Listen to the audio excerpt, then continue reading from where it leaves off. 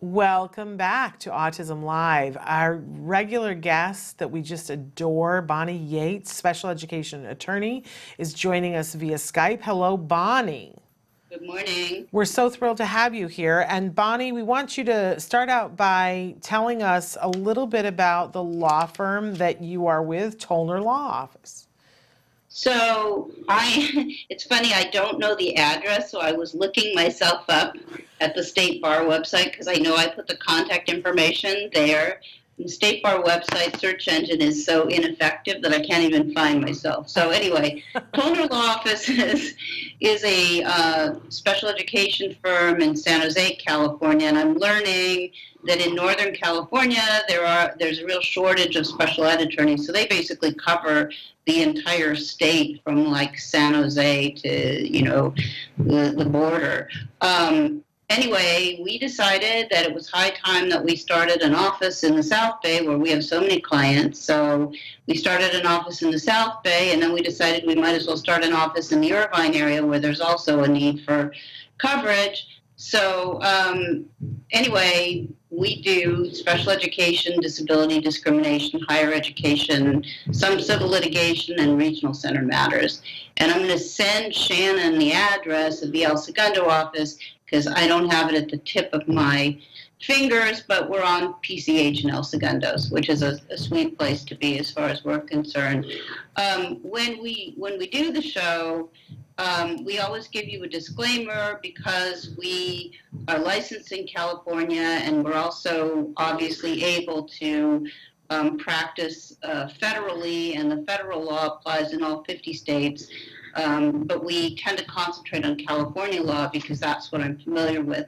So that's the way we're answering your questions today. If you have a very specific question, I'm going to recommend that you talk to an attorney because we're only answering questions of like general applicability. And if you're in Northern or Southern California and you want to talk to an attorney about your problem, we're happy to do a complimentary intake with you.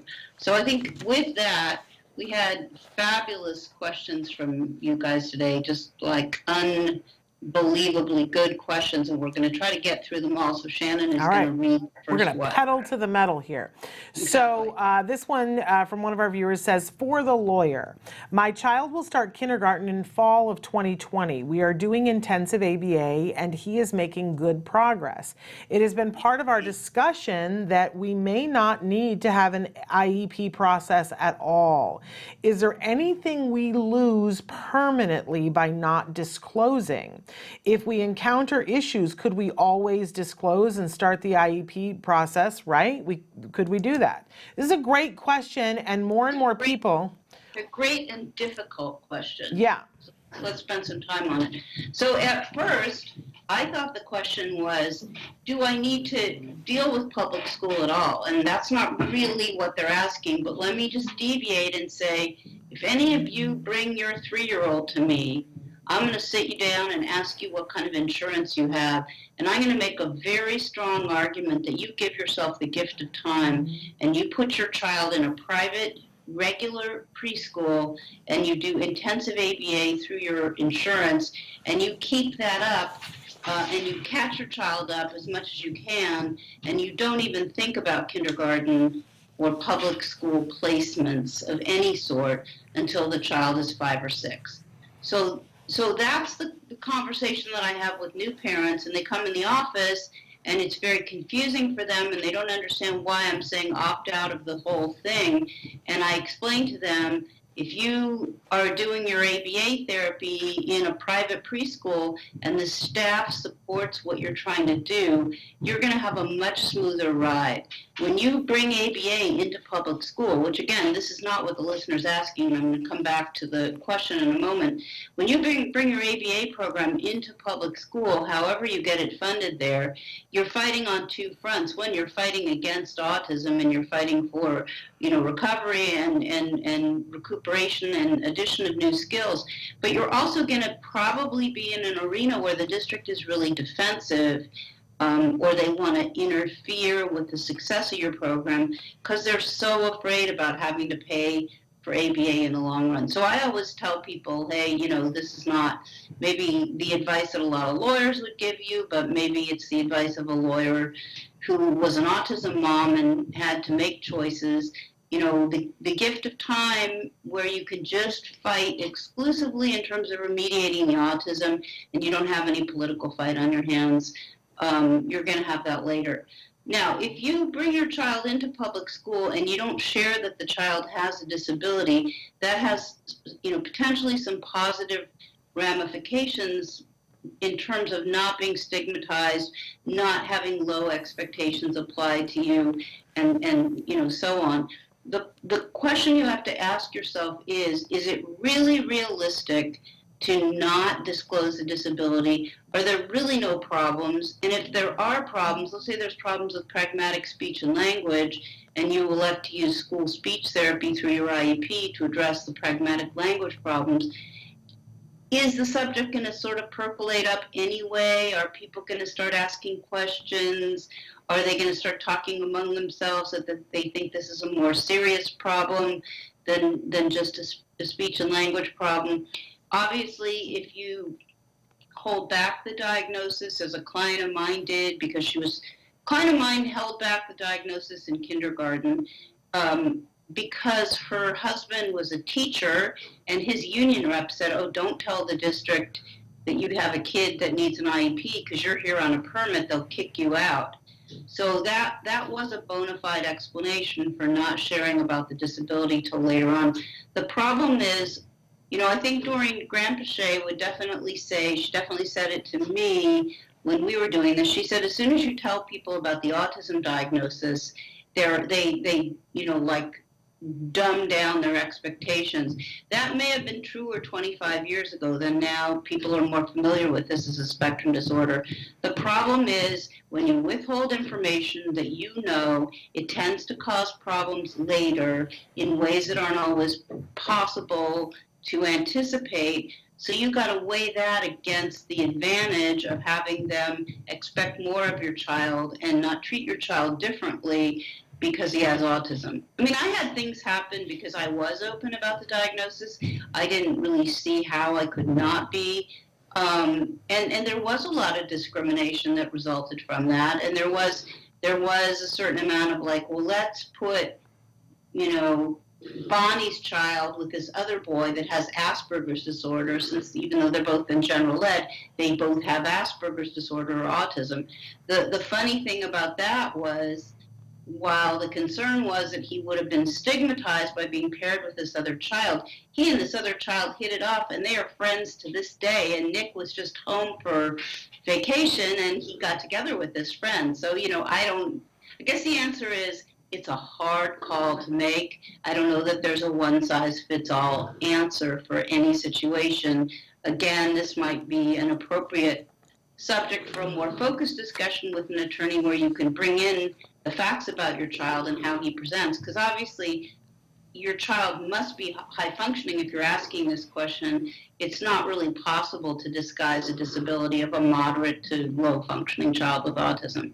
So what do you think, Shannon?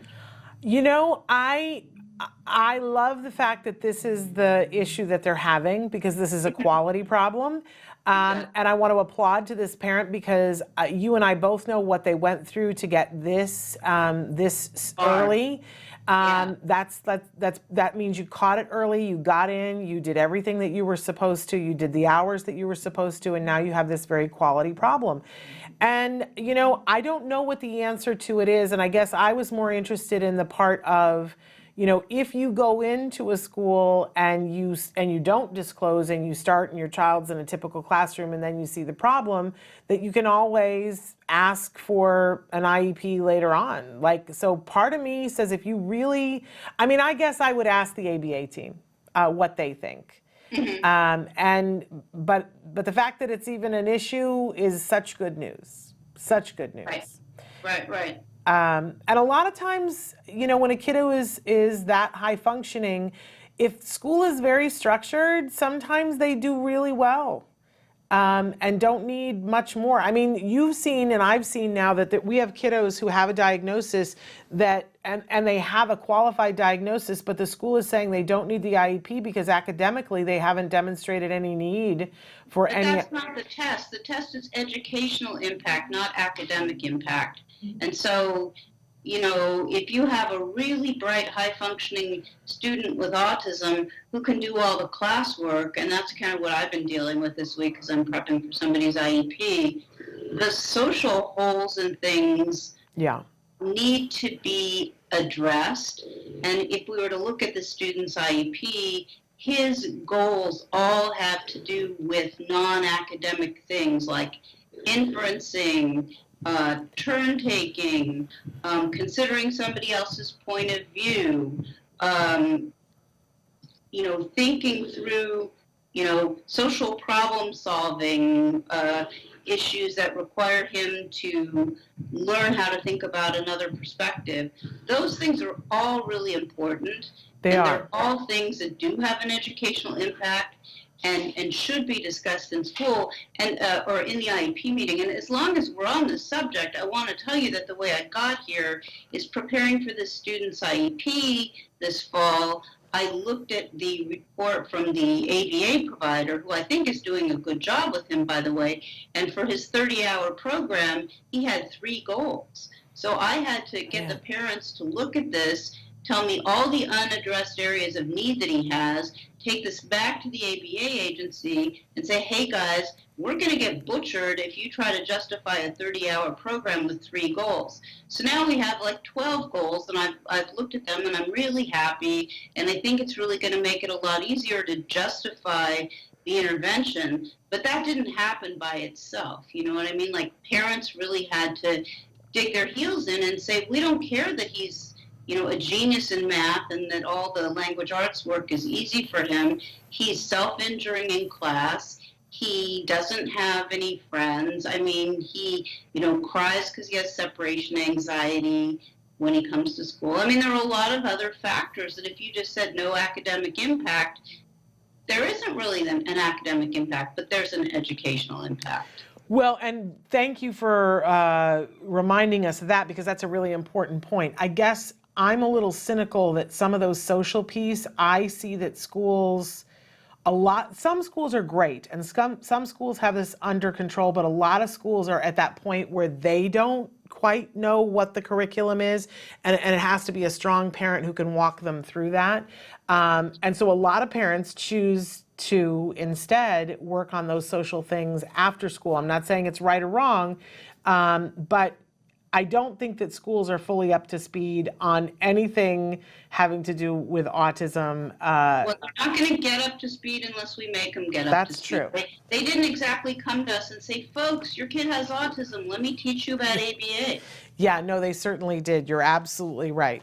No, I totally agree with you. Should we move on to the next question? We should, because Okay. I've been talking way too much. No, you're fine.